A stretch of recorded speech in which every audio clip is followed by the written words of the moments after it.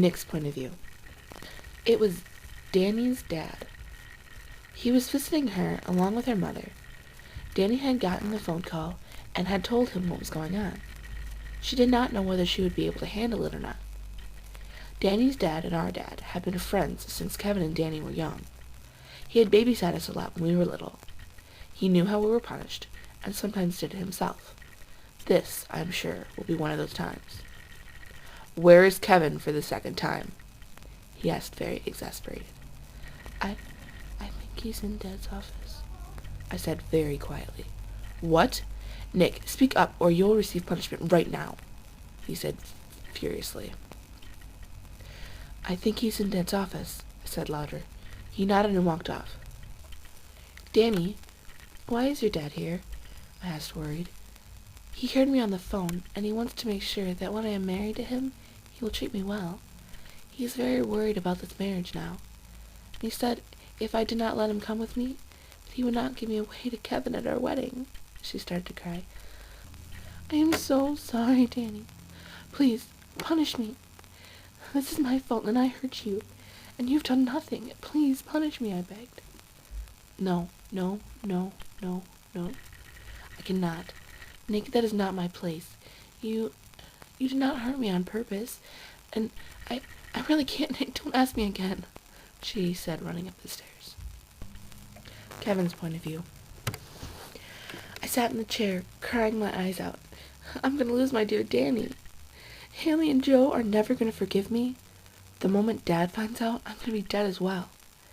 I am most upset about Dani, though. She's the love of my life.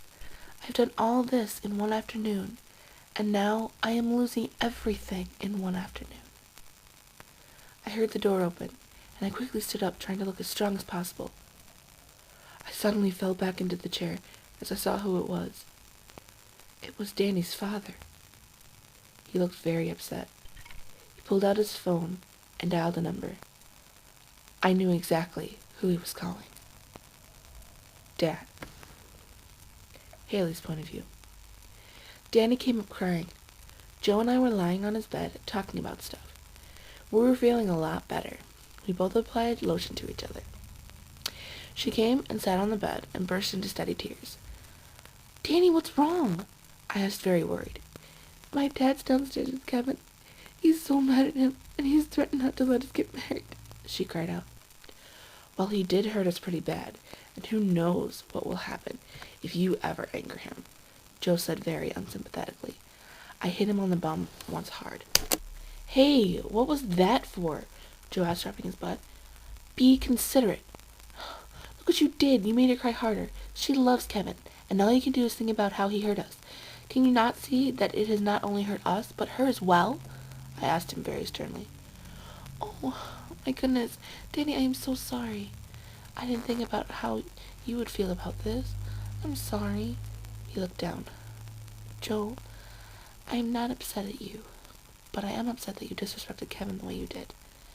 You should have handled it differently," she said, then pulled her phone out of her pocket and read a text. "Take Joe, Nick, and Haley home. I'll be there in a bit."